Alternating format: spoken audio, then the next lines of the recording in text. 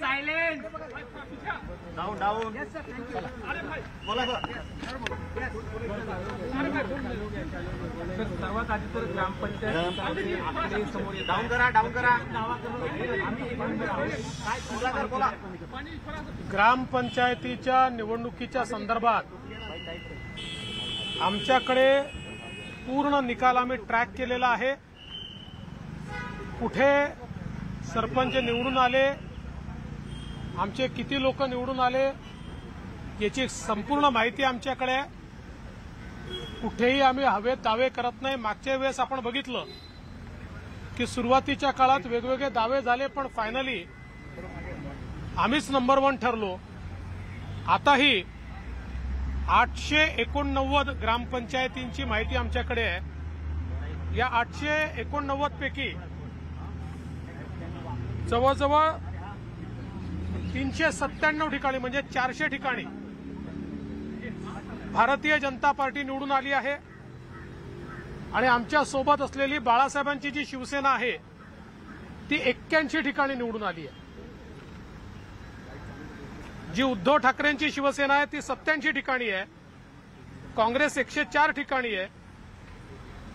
NCP 98 ठिकाणी आहे। अपक्ष 95 ठिकाणी आहेत। याचा अर्थ असा आहे की भारतीय जनता पार्टी पुन्हा एकदा सगळ्यात मोठा पक्ष म्हणून या ठिकाणी निवडून आलाय। आणि बाळासाहेबांची शिवसेना आणि भारतीय जनता पार्टी एकत्रितपणे एमव्हीएच्या एकत्रित आकड्यापेक्षा बरीच पुढे आहे। लोकांनी पुन्हा एकदा आमच्यावरच विश्वास दाखवलाय। मागच्याही ग्रामपंचायतीच्या निवडणुकीमध्ये आम्हीच नंबर 1 होतो आणि आता पुन्हा आम्हीच नंबर 1 झालो आहोत। मी आमच्या सगळ्या कार्यकर्त्यांचं अभिनंदन करतो। आमचे अध्यक्ष चंद्रशेखर बावनकुळे यांचं अभिनंदन करतो। त्यांनी स्वतः या निवडणुकीत लक्ष घातलं होतं आणि संपूर्ण निकाल आल्यानंतर त्याची सगळी माहिती आपल्या समोर आम्ही ठेवणार आहोत। अंधेरीच्या पोटनिवडणुकीमध्ये अर्ज मागे घेण्यात आलेला आहे। असा एक चर्चा आहे की भाजपला हार दिसली आणि म्हणून त्यांनी अर्ज मागे घेतला। असं आहे, अंधेरीच्या पोटनिवडणुकीच्या संदर्भात आमच्याकडे बराच विचार झाला। विशेषतः कार्यकर्त्यांचं मत होतं आम्ही निवडणूक लढवली पाहिजे। मुंबई युनिटचंही मत होतं आम्ही निवडणूक लढवली पाहिजे। मुरजी पटेलांसारखा उमेदवार ज्यांनी अपक्ष म्हणून देखील 45,000 मतं घेतले, तो उमेदवार आम्ही उभा केला होता। त्यामुळे आम्हाला निवडून येण्याची पूर्ण गॅरंटी होती। तथापि काही लोकांनी आम्हाला विनंती केली, काही ज्येष्ठ लोकांनी देखील विनंती केली। आपल्यालाही कल्पना आहे की या ठिकाणी राज ठाकरे असतील किंवा पवार साहेब असतील, काही लोकांनी समोरून केली, काही लोकांनी मागून केली। आता मागून कोणी केली हे विचारू नका, राजकारणात सगळ्या गोष्टी सांगायच्या नसतात। पण ज्यांनी कोणी केली त्याच्यावर विचार करून मी स्वतः सीएम साहेबांशी बोललो, आमच्या वरिष्ठांशी बोललो, आमच्या टीमशी चर्चा केली आणि या चर्चेनंतर हा निर्णय आम्ही घेतलाय। हा काही पहिल्यांदा आम्ही घेतला नाही। आर पाटील ज्यावेळेस गेले होते तेव्हाही आम्ही असाच निर्णय घेतला होता। पतंगरावजी कदम गेले होते तेव्हाही आम्ही असाच निर्णय घेतला होता। त्यामुळे हा काही पहिल्यांदा घेतलेला निर्णय नाही आहे। आता हे ठीक आहे, काही लोक छोट्या छोट्या मनाचे असतात, त्यामुळे तुम्ही कसाही निर्णय घेतला तरी ते त्या संदर्भात बोलत असतात। पण आता ते जे काही बोलले आहेत त्याला उत्तर ग्रामपंचायतीच्या निकालांनीच दिलंय। हे खरं आहे, भाजपचे कार्यकर्ते नाराज झाले कारण ते पूर्ण लढण्याच्या मूडमध्ये होते। पण शेवटी नेते म्हणून आपल्याला काही प्रथा परंपरा पाळाव्या लागतात, परिस्थितीत संवेदनशील निर्णय घ्यावे लागतात आणि म्हणून कधी कधी कार्यकर्त्यांची नाराजी पत्करून देखील असे निर्णय करावे लागतात। ते आम्ही केला। बैठका झाल्या, मेट्रोची बैठक झाली, आलेला होता म्हणजे बांद्र्याकडून कोण आला होता? तर तुम्ही असं आहे ना, तुम्हाला काही सांगणंच वाईट असतं. चला. अनेक महत्वाच्या बैठका झाल्या, काही महत्वपूर्ण निर्णय झालेत का? मेट्रोच्या संदर्भात, घंटागाड्याच्या जमिनीच्या संदर्भात काही महत्वपूर्ण? मराठी संपवून टाकू म्हणजे मग तुमच्या हिंदीकडे येतो. आज माननीय मुख्यमंत्री महोदयांच्या नेतृत्वात काही महत्वाच्या बैठका झाल्या. रोड सेफ्टीच्या संदर्भातली बैठक झाली, ज्याच्यामध्ये मोठ्या प्रमाणात जे ब्लॅक स्पॉट्स आहेत ते कालबद्ध पद्धतीनं दूर केले पाहिजेत, याचे आदेश मुख्यमंत्र्यांनी दिलेले आहेत. ऍक्सिडेंट कमी करण्याकरता विविध प्रकारच्या उपाययोजनांवर आज चर्चा झालेली आहे. मुंबई पुणे एक्सप्रेसवे सारख्या एक्सप्रेसवेवर आपल्याला विशेषतः हे जे मोठी वाहनं आहेत, ही वाहनं जी लेन सोडून चालतात त्याला इंटरसेप्ट करण्याकरता एक नवीन व्यवस्था करण्याचा विचार त्या ठिकाणी झालेला आहे. ड्रोन सर्व्हिलन्सचा देखील विचार त्या ठिकाणी झालेला आहे. राज्यातल्या सगळ्या महामार्गांवरचे ऍक्सिडेंट स्पॉट्स हे आयडेंटिफाय केले आहेत, ते ठीक करण्याचा प्रयत्न देखील येत्या काळामध्ये आम्ही करणार आहोत. असे अनेक निर्णय या बैठकीत झाले, त्याचा एक ऍक्शन प्लॅन देखील ठरलेला आहे. मेट्रो कारशेडच्या संदर्भात देखील मोगरपाड्याच्या संदर्भातली बैठक झाली आहे आणि तिथल्या लोकांची चर्चा करून काही प्रपोजल त्यांनी दिले आहेत, काही आम्ही त्यांना दिले आहेत. मला विश्वास आहे की आम्ही शेतकऱ्यांच्या हिताचा निर्णय घेऊ इच्छितो, त्यामुळे तिथला देखील प्रॉब्लेम सॉल्व्ह होईल. त्या व्यतिरिक्त अजून 2 कारशेडच्या संदर्भात आम्ही अंतिम टप्प्यामध्ये निर्णयात आहोत, त्यामुळे त्याही संदर्भातले निर्णय आम्ही करू. सर, एक माहिती आहे की 200 पेक्षा जास्त प्रकल्प हे रखडलेले आहेत, अशी एक माहिती पुढे येत्या गेल्या 5 वर्षात. असं आहे की केंद्र सरकारने पहिल्यांदा तर मला या गोष्टीचा आनंद आहे की केंद्र सरकारने प्रकल्प दिले हे आता मान्य केलं जात आहे आणि तेही लोक मान्य करतायत जे सातत्याने केंद्रावर टीका करत होते. आता ही वस्तुस्थिती आहे की काही प्रकल्प हे मागे राहिले आहेत, काही रखडले आहेत, काहींची गती गेल्या 2 वर्षात संपवण्यात आली होती. आता ते सगळे प्रकल्प आम्ही ट्रॅक करतो आहोत और त्या सगळ्या प्रकल्पाला आम्ही गति देणार आहोत. अंधेरी उपचुनाव चुनाव को लेकर के जिस तरीके के नतीजे आए हैं उसको कैसे देखते हैं, और लगातार ये टिप्पणी की जा रही थी कि आप कम सीट्स आई हैं और अभी आपके पास नतीजे क्या है? देखिए, मुझे इस बात की खुशी है कि 1141 में से 889 ग्राम पंचायत के रिजल्ट मेरे हाथ में है. इसमें भारतीय जनता पार्टी सबसे बड़ी पार्टी है. भारतीय जनता पार्टी को तकरीबन 397 जगह हम जीते और हमारे साथ जो बाला साहेबांची शिवसेना है वो 97 जगह जीती है. यानी हम दोनों मिलाकर 889 में तकरीबन 500 से थोड़ा कम ग्राम पंचायत हमने जीती है. कुल मिलाकर महाविकास आघाड़ी की सारी पार्टियों के कैलकुलेशन से भी हम बहुत आगे है, दुगने के करीब है. तो महाराष्ट्र की जनता ने ग्राम पंचायत के चुनाव में फिर एक बार भारतीय जनता पार्टी और हमारी जो शिंदे जी के नेतृत्व में सरकार चल रही है उसी के ऊपर विश्वास दिखाया है. मैं जनता का आभार व्यक्त करता हूं. बीजेपी के और बाला साहेबांची शिवसेना के कार्यकर्ताओं का अभिनंदन करता हूं और हमारे अध्यक्ष चंद्रशेखर बावनकुळे जी का अभिनंदन करता हूं. अंधेरी उपचुनाव को लेकर जिस तरीके से टिप्पणी की जा रही है कि आप लोग हारने वाले, जिससे हार के डर से जो है कैंडिडेट का नॉमिनेशन पीछे लिया है. देखिए, पहली बात तो ये है कि जो लोग ये कह रहे हैं उनको महाराष्ट्र की जनता ने ग्राम पंचायत के चुनाव में जवाब दे दिया है कि महाराष्ट्र किसके साथ है. जहां तक अंधेरी के उपचुनाव का सवाल है, हमारे सारे कार्यकर्ता चाहते थे कि हम इसको चुनाव को लड़े. मुंबई यूनिट चाहता था. हमारे पास कैंडिडेट भी हमारा अच्छा था जिसने इंडिपेंडेंटली 42,000 वोट लिए थे और पूरी तैयारी हमने की थी. किंतु आप सभी जानते हैं कि ये लगातार चर्चा चली.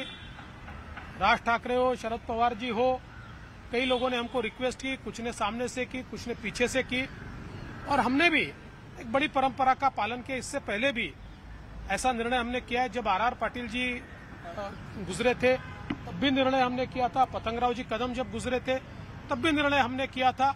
और कुल मिलाकर हमारे साथ जो शिवसेना, बाला साहेबांची शिवसेना है, उसमें भी कुछ लोगों का मानना था कि हम लोगों ने इस प्रकार का निर्णय करना चाहिए.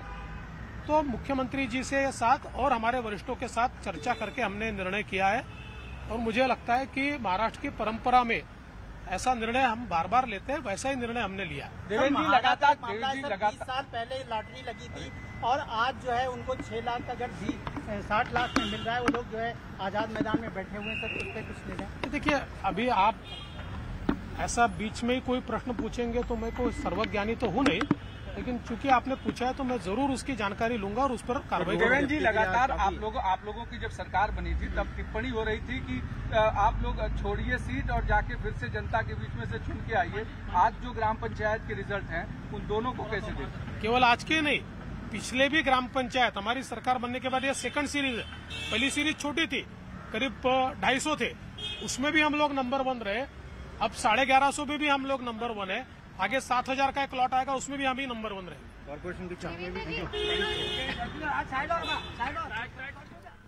तर उपमुख्यमंत्री देवेंद्र फडणवीस यांनी स्पष्ट केलंय की ग्रामपंचायत निवडणुकीमध्ये भाजप आणि बाळासाहेबांची शिवसेना यांनी मोठी मजल मारलेली आहे। पुन्हा हे दोघं राज्यात पहिल्या क्रमांकावर आहेत। महाविकास आघाडीला धोबीपछाड त्यांनी दिलेला आहे। तर अंधेरी विधानसभेच्या पोटनिवडणुकीमध्ये भाजपनं घेतलेला निर्णय हा काही नवीन नाहीये, याआधी सुद्धा अशा प्रकारचे निर्णय घेतलेले आहेत।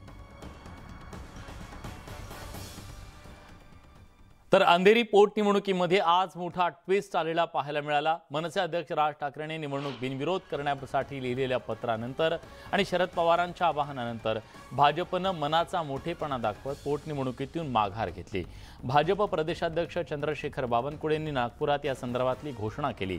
त्यानंतर भाजप उमेदवार मुरजी पटेल यांनी आपला उमेदवारी अर्ज मागे घेतला। पटेलांच्या माघारीमुळे शिवसेना उद्धव बाळासाहेब ठाकरे पक्षाच्या उमेदवार ऋतुजा लटके यांच्या विजयाचा मार्ग आता मोकळा झालाय।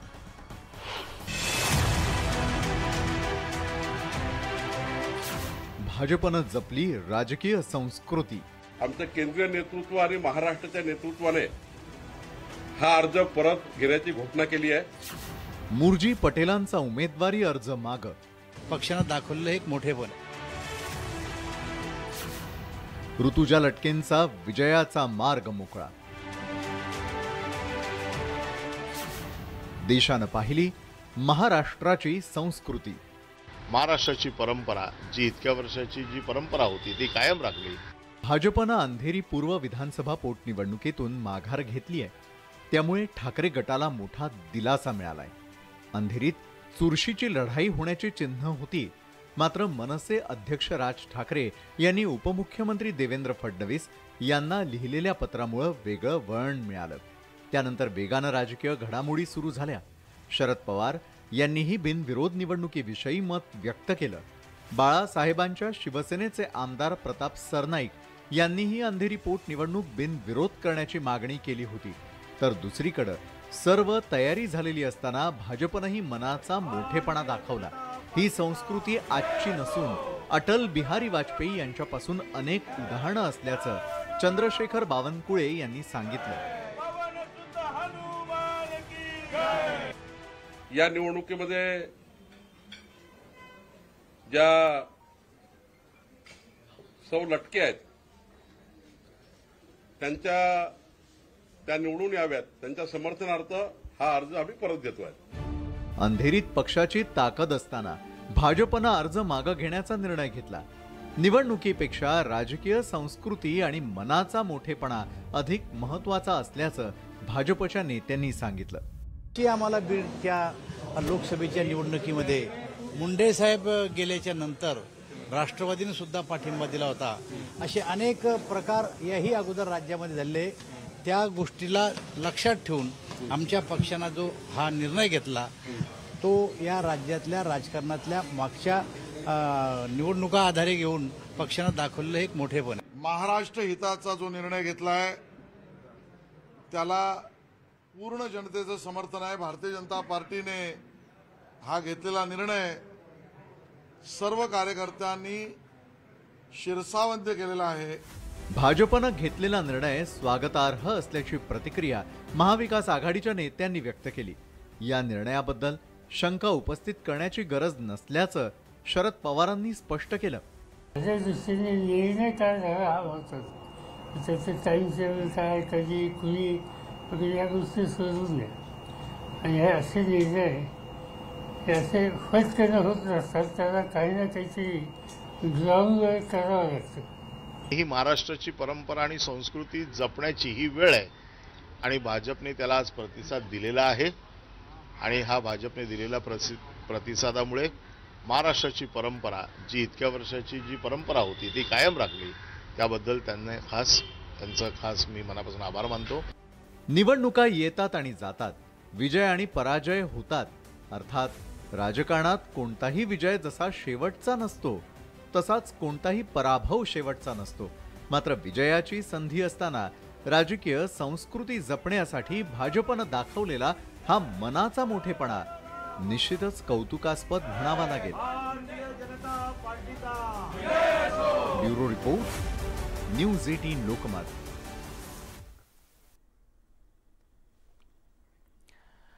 तर या सगळ्या खेळीच्या दरम्यान मनसे अध्यक्ष राज ठाकरे मात्र प्रकर्षानं मध्यभागी दिसले, केंद्रस्थानी दिसले. अंधेरी पोटनिवडणुकीतून भाजपनं माघार घेतली. भाजपचे उमेदवार मुरजी पटेलांनी माघार घेत शिवसेनेच्या उद्धव बाळासाहेब ठाकरे पक्षाच्या उमेदवार ऋतुजा लटकेंच्या विजयाचा मार्ग सुकर केला. पण यात राज ठाकरेंची भूमिका अतिशय महत्त्वाची ठरली. पाहूया खास रिपोर्ट. राज ठाकरेंचं पत्र, अंधेरीत भाजपची माघार, ठाकरेंची मशाल विजयाच्या दिशेनं, ऋतुजा लटकेंच्या विजयाचा मार्ग सुकर. राज ठाकरेंनी मानले फडणवीसांचे आभार. देवेंद्र फडणवीसांना पत्र लिहिल्यानंतर राज ठाकरेंनी केलेलं हे आवाहन. यानंतर शरद पवार, शिंदे समर्थक आमदार प्रताप सरनाईकांनीही अंधेरी पूर्वमध्ये भाजपला माघार घेण्याचं आवाहन केलं. त्यानंतर सोमवारी अपेक्षेप्रमाणे भाजप उमेदवार मुरजी पटेल यांनी माघार घेत राज ठाकरेंच्या आवाहनाला प्रतिसाद दिला.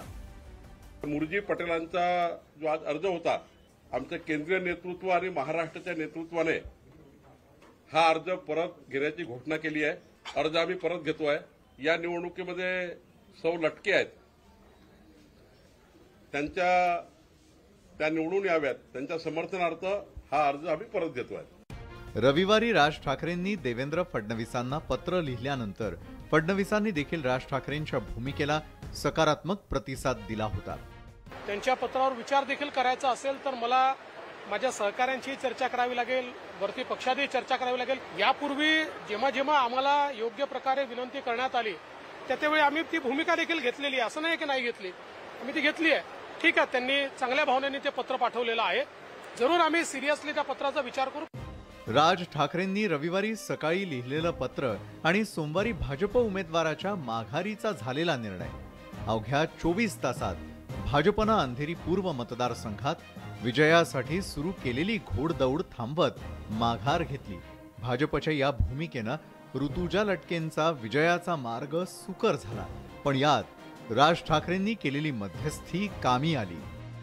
एक राजकारणातली परंपरा आहे की अशी एखादी पोटनिवडणूक असेल तर अशा वेळेस सर्व राजकीय पक्ष एकत्र बसून कधी कधी चर्चा करत असतात किंवा कोणी मध्यस्थी करत असतात. गेले 2 दिवस आपण बघितलं असेल की राज ठाकरे आणि शरद पवारांनी सुद्धा यामध्ये चर्चा केली, आमच्या नेतृत्वाकडे ही मागणी केली. विशेष म्हणजे माघारीनंतर पुन्हा एकदा राज ठाकरेंनी देवेंद्र फडणवीसांना पत्र लिहून त्यांचे आभार मानले. प्रिय मित्र देवेंद्रजी, सस्नेह जय महाराष्ट्र.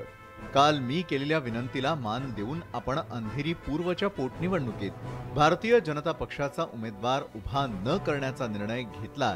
याबद्दल आपल्या सहकाऱ्यांचे आणि पक्षातील वरिष्ठ नेते मंडळींचे शतशः आभार. आपला मित्र राज ठाकरे.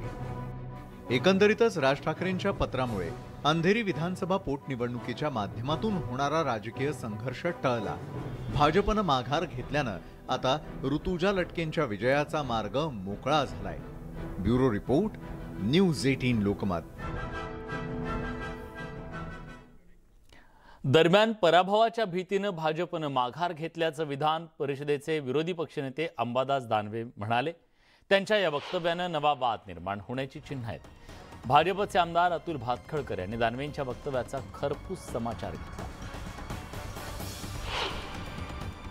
मला असं वाटतं, मी सांगतो, शिवसेनेची तिथं शक्ती आहे, शिवसेनेची ताकद आहे आणि एक भगिनी तिथे उभी आहे. रमेश लटके जे आमचे स्वर्गीय आहेत, ते शिवसेनेच्या शाखा प्रमुखापासून तर आमदारापर्यंत काम केलं, 24 तास काम करणारा कार्यकर्ता. दुर्दैवाने त्याचं निधन झालं आणि म्हणून शिवसेनेचा विजय तर तिथं ठरलेलाच होता आणि म्हणून हा विजय ठरलेला असतानाही अशा प्रकारे माघार घेणं वाटतं काही हरकत नाही, एक चांगलं काम. अंबादास दानवेंना म्हणावं की एवढीच पराभवाची भीती भाजपला वाटत होती असं वाटत होतं, तर मग उद्धव ठाकरेंनी पत्रक कशाला काढलं? सुंब जळाला तरी पीठ जात नाही अशी उद्धव ठाकरेंची अवस्था आहे. आणि त्यामुळे अंबादास दानवेंनी अनिल परब आणि ऋतुजा लटके काय बोलले आहेत यांच्याकडनं शिकावं, नाहीतर अंबादास दानवेंची अवस्था सुद्धा शिवसेनेचे आत असलेल्या नेत्यांसारखी होईल एवढं त्यांनी लक्षात ठेवा. अंधेरी पूर्व विधानसभा पोटनिवडणुकीसाठी एकूण 14 उमेदवार रिंगणात होते. त्यापैकी 5 अपक्ष उमेदवारांनी ज्यांचा उमेदवारी अर्ज मागे घेतला, तर 7 उमेदवार अजूनही रिंगणात आहेत. त्यामुळे येत्या 3 नोव्हेंबर रोजी प्रत्यक्ष मतदान होणार आहे आणि 6 नोव्हेंबर रोजी निकाल लागणार आहे. त्यामुळे आता शिवसेना उद्धव बाळासाहेब ठाकरे पक्षाच्या उमेदवार ऋतुजा रमेश लटके यांच्या विजयाची फक्त औपचारिकता शिल्लक राहिली.